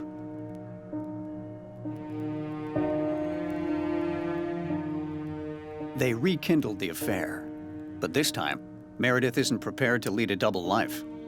There's only one person standing in the way of Meredith living happily ever after with Gavin. Her husband, Tim. People who get away with murder once tend to get cocky. An ice pick worked nicely on Amber, but Tim is stronger, so Meredith figures out a way to trick him. But in the end, all she did was lay the breadcrumbs that led the investigators of Amber's murder right to her. I'm very sorry, okay? I'm very sorry, but I had no other choice. I'm not sorry I did it. She deserved it, okay? Meredith is sentenced to 60 years for the murder of Amber. The lesson here? You can't have your cake and eat it too. Meredith may have led the perfect double life and thought she got away with the perfect murder. But like most criminals, your past usually catches up with you. If it hadn't been for this blood on the faucet, she might just have gotten away with it too. Meredith should be free to start a new life in 2089. She'll be 109. Who knows? By then, 109 might be the new 90. The events in this program are inspired by a true story. Names, dates, and details have been changed. Viewer discretion is advised. On this episode of Bizarre Murders, Ecco la qua. Angelica and her husband Manny live a comfortable life in a close-knit Italian neighborhood. Until a violent, random act leaves her husband lying in a hospital bed. Oh, I'm so sorry. With the perpetrator at large, investigators quickly launch a statewide manhunt.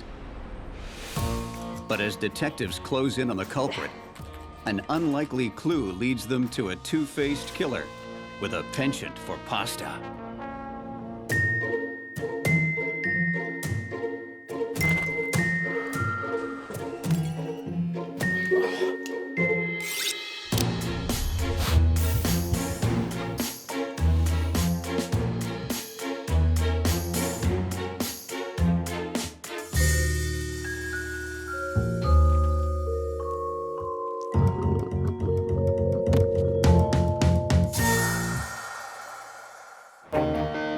Staten Island, New York, 2009.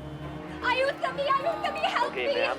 Ma'am, I need you to calm down. Sei pazzo! How can I calm down? A man just came into our house and threw something in my husband's face! Just stay calm, ma'am.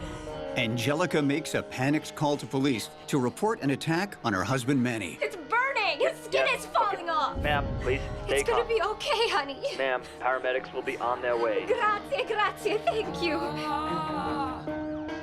Manny is admitted to the hospital and treated for third-degree burns to the face.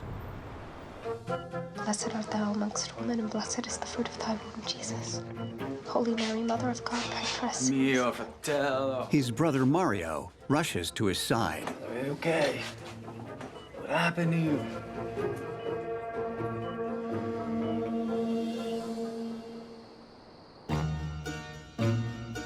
Angelica and Manny have been happily married for 5 years. He works as a real estate agent, and she's a veterinary technician. In their free time, there's nothing that makes them happier than baking.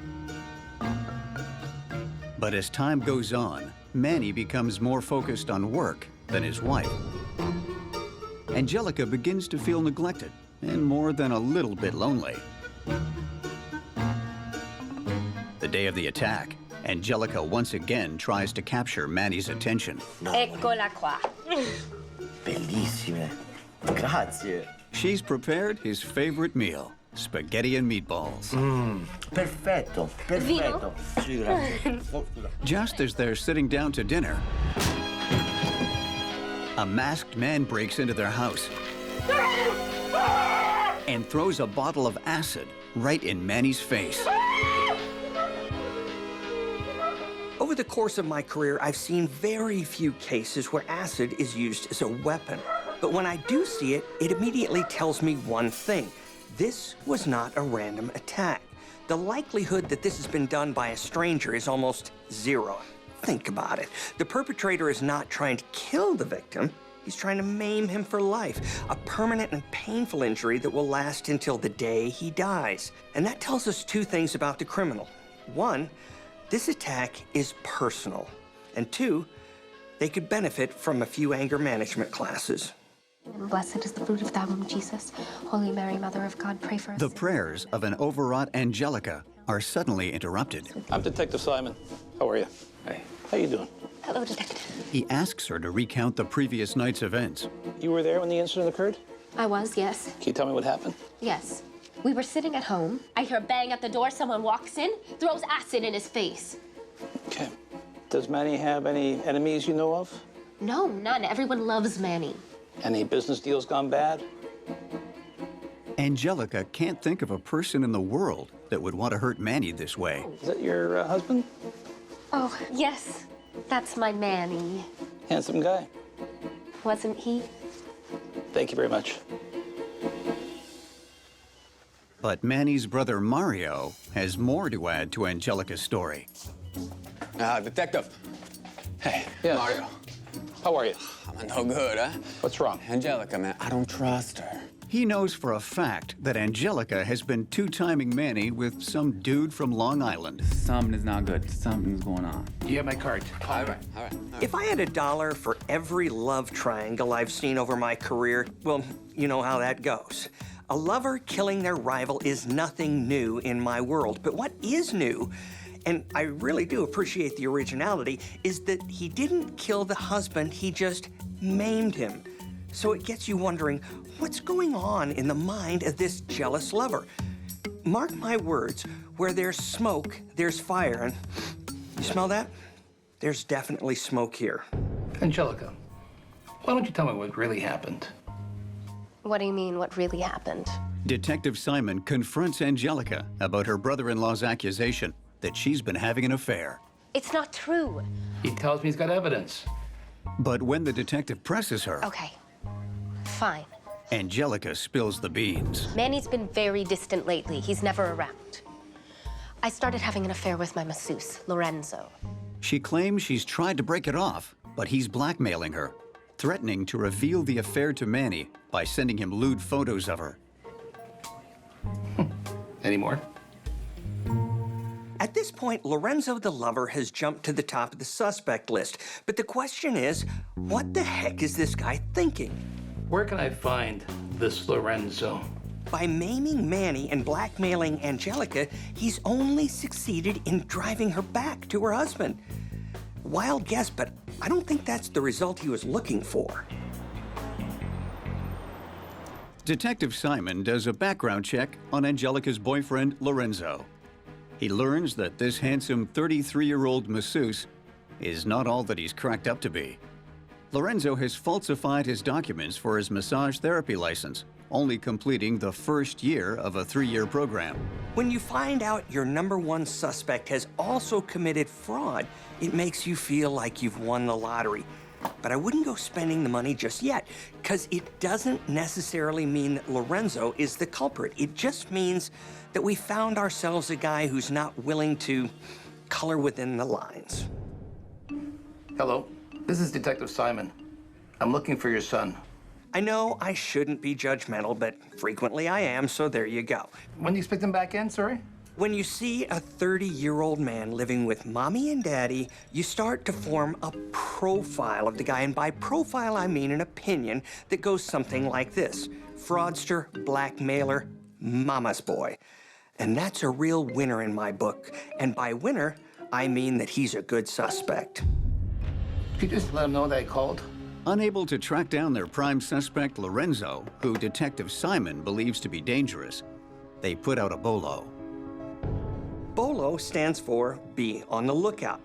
Basically, Lorenzo's a wanted man, and every cop in the state is now looking for him. And the only way he's getting away is if he's 10 times smarter than the cops. And, well, listen, if you flunk out of massage school, I think we both know Lorenzo's odds. Brother, you get thirsty, yeah? Let's get a drink. Angelica and Mario face off at Manny's bedside, both believing they have his best interests at heart. All right, easy. Watch his face. He's got acid all over it. Ah, spaghetti and meatballs. Coming to make your favorite meal, eh? Oh, brother, look at this. All right, you can tell me how good it is, huh? You ready? Want a bite? I can't eat that. I'm a vegetarian. This guy still got a sense of humor, huh? I'm serious. I can't eat that.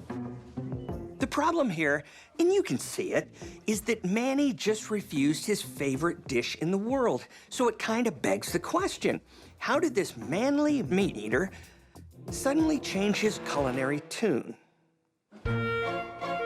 When Manny refuses his favorite dish, I can't eat that. Mario has a hunch that something isn't right.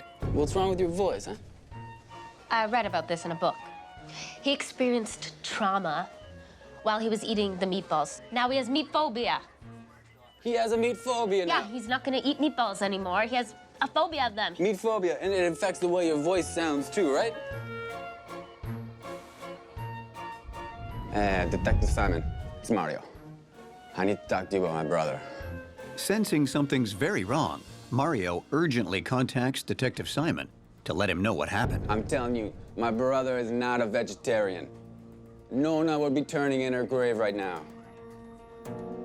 Detective Simon returns to the hospital to take Manny's fingerprints. He tells Angelica it's a routine procedure they need for their files. It's not called lying when you're a detective. It's called a ruse. It's called being a smart investigator. Because if you give away your hand, you run the risk of losing the entire game. Sometimes the key to good detective work is keeping your cards very close to your chest. Because Manny works as a real estate agent, his fingerprints are on file. They run his prints through the system and check them against his employment records. What they find sends the case in a whole new direction. Wait a second. They aren't Manny's fingerprints. Okay, hold the phone, people. It's not Manny in the hospital bed. Oh, shoot. Now, this is a game changer because Angelica has been caught red-handed in a lie. So the burning question is this: what's she holding back? And more to the point, who's the dude with third-degree burns all over his face pretending to be Angelica's hubby? Stick around. I guarantee you'll be amused, or horrified, or both. Angelica, tell me exactly what happened. Like I said, we were sitting down for dinner about 6:30. Angelica is interrogated for hours, but she sticks to her story. It doesn't sound realistic. Well, I don't know what to tell you. Then tell me the truth. I have all day.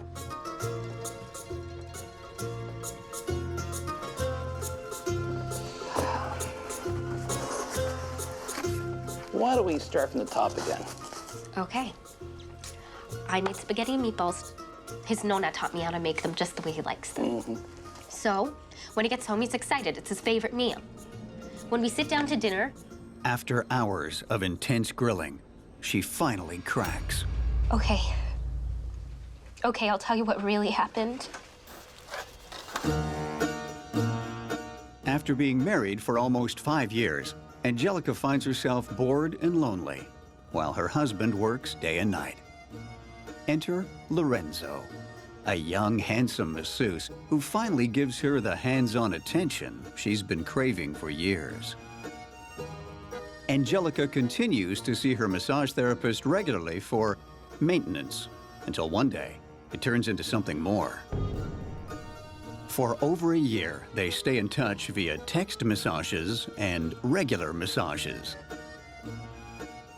Because Manny works so many nights, To you, Lolo. To you, Mike. they have more and more chances to see each other, eventually meeting up regularly at Angelica's house. You have such perfect hands. But their reckless love makes them careless, and unbeknownst to them, Manny's brother Mario catches them in the act.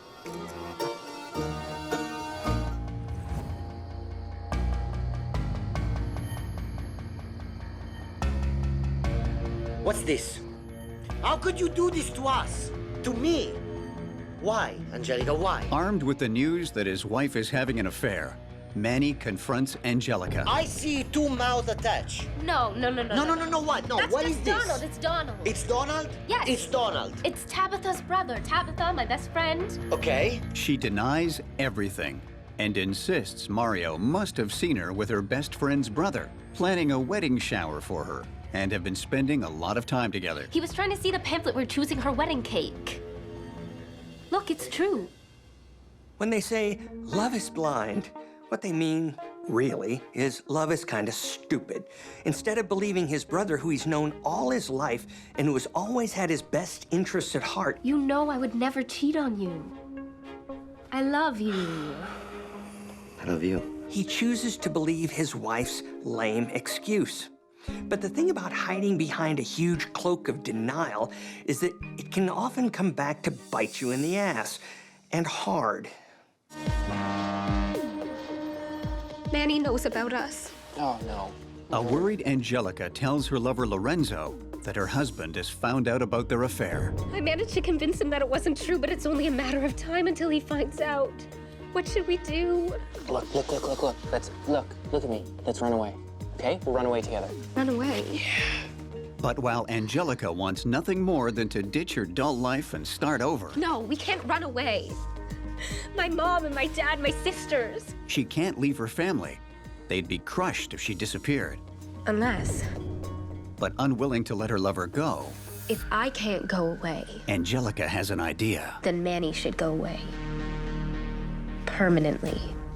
Whoa. So we've gone from, I can't leave my parents, they would be crushed, to, let's kill my husband. What would Mommy and Daddy think if they knew their darling daughter was considering a new career as a killer? But here's the thing about criminals. They can compartmentalize. On one hand, they don't want to hurt their family's feelings, and on the other hand, they make a decision to kill their husband in cold blood. Look, I never said this stuff made sense. Angelica hatches a plan. There's a syringe and some medicine I can get from the veterinarian's office. If we inject Manny with it, he'll fall asleep for hours. Then, when he's passed out, they'll kill him, hide his body, and Lorenzo will assume the identity of her husband. How are people gonna believe I'm Manny? Finally, somebody asks a smart question. I'm interested to see what she has in mind. Whatever it is, I guarantee it will be foolproof. Or maybe not. Look, he's the same height as you. Basically the same stature. It's just acid. We'll throw acid in your face. My face? And then they'll have to rebuild it with plastic surgery and they can make you look just like Manny. Lorenzo can then assume Manny's identity. Ouch. And the two can live happily ever after. I don't know. You don't know? It sounds like Angelica has been watching too many true crime reenactment shows. I don't see a problem with this plan, do you? Never mind Lorenzo would have to learn all about Manny's background, family, work, likes and dislikes. He'd then have to speak and act like Manny. Even the best actor would have a problem doing all that, much less a fake massage therapist. I'd laugh at this plan if an innocent man's life wasn't at stake. I thought you said you wanted to be with me. Don't you want to be with me, Lolo? I know I do. You said you loved me. I do. As Angelica convinces Lorenzo of the merits of her plan, Then we can do this. Okay, we can do it.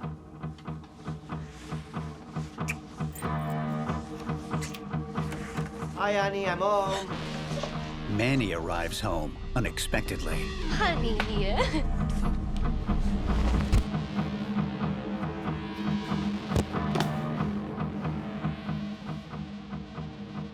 Great instincts, buddy. Whack the guy on the back of the head. You never heard about crawling out a window or running out a back door? You know, the way most cheaters escape a close call? Well, what do we do? Lorenzo doesn't wait for an answer, leaving Angelica to deal with the mess. Angelica's really got herself in a pickle. Her husband has just been clobbered over the head in his own home, and her lover has left her high and dry. The walls are starting to close in for good old Angie. As Manny recovers on the couch, Angelica concocts a story. What happened? You were sleepwalking and you fell and you hit your head on the coffee table. But Manny, confused, doesn't even remember going to bed. I was sleepwalking? Yeah, you were sleepwalking. Angelica assures him that with head injuries, you often forget important details. Honey, don't touch it. Not knowing what to believe, Manny looks deep into Angelica's eyes, searching for the truth. Okay, I know there's a rule that you don't blame the victim, but if he truly believes that cockamamie story about how he hurt his head, then he's got bigger problems than just a cheating wife. Remember what I said about denial? Well, it's sharpening its teeth right about now. You'll be fine. Are you sure? I'll take care of you.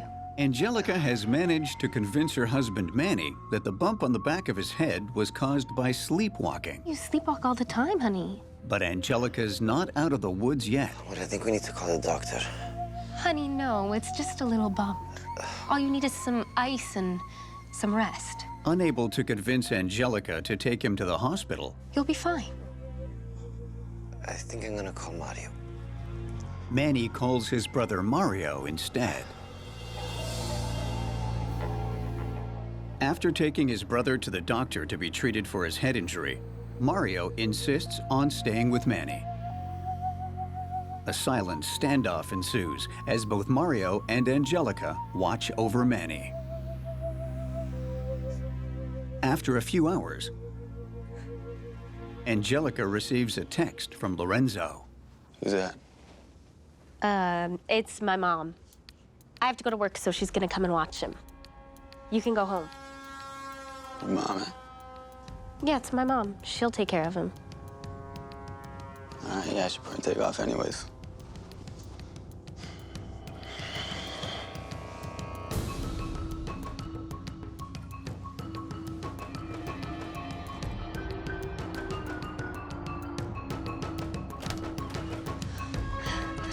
Come on. As Angelica and Lorenzo reunite, Manny begins to stir. Angelica rushes to her purse and pulls out the needle she stole from the veterinary's office where she works. Then, she plunges the needle into Manny's arm, filling his veins with a potent anesthesia. Get the poker. Okay. Okay. Hit him. Okay. Okay. Give that to me.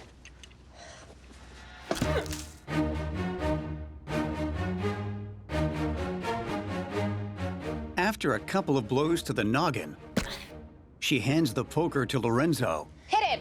insisting he do some of the dirty work. Harder.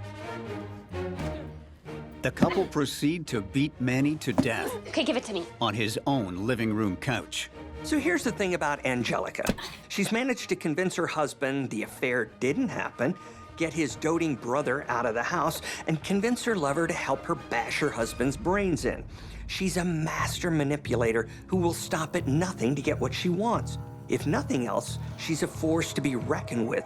and I'd certainly think twice before meeting her in a dark alley. Angelica and Lorenzo roll Manny's body in a bedsheet and drive to an abandoned building.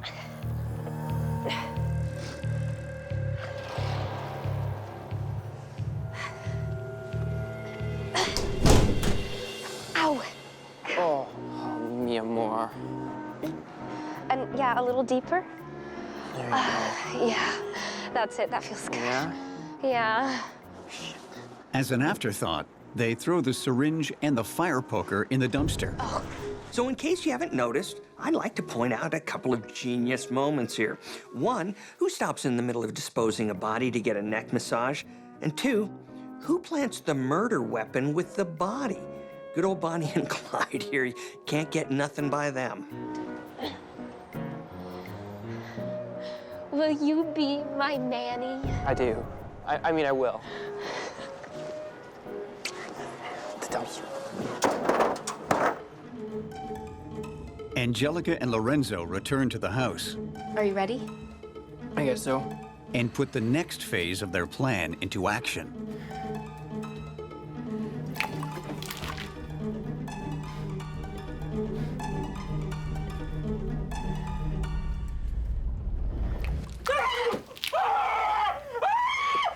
Hey! No, calm down. Calm down. Here's a question for you. What kind of man would allow his face to be permanently disfigured for a woman? It's okay. The burning will stop. Calm down. He's obviously a people pleaser with a self-esteem problem. And here's another question. What kind of woman would subject her lover to that kind of pain? Go into the washroom, wash your face off, and fix your hair. Make it look like Manny's. When you think about it, they're really perfect for each other in a twisted kind of way. He's kind of the yin to her really messed up yang. Angelica, you're under arrest for the murder of your husband, Manny. Well, good old Angie sang like a canary with little more than a nudge. It almost makes you yearn for the good old days when cops and killers were more evenly matched, you know? Detective Simon allows Angelica one last massage before he hauls her off to prison. I'm sorry, Lolo. Me too, Angel. A little harder. No, to the left a little bit. Lorenzo admits his part in the scheme and tells Detective Simon where they hid the body and the murder weapon. Okay, hid is a bit of a misnomer, but I'm not gonna split hairs. The point is, these guys crumbled like a bridge made of blue cheese. They're accused of criminal conspiracy, murder, and hiding evidence. I love you, Lolo. Love you too. These two somehow thought they could get away with killing a man and taking over his identity without anyone noticing. In my book, that's either pure ignorance or pure stupidity. It's probably both. Get this picture out of my room. And to think a bowl of pasta brought these two masterminds down. It's kind of fitting, isn't it? Lorenzo promised Angelica he would do anything for love. But eat meat? He wouldn't do that. Nope, he wouldn't do that.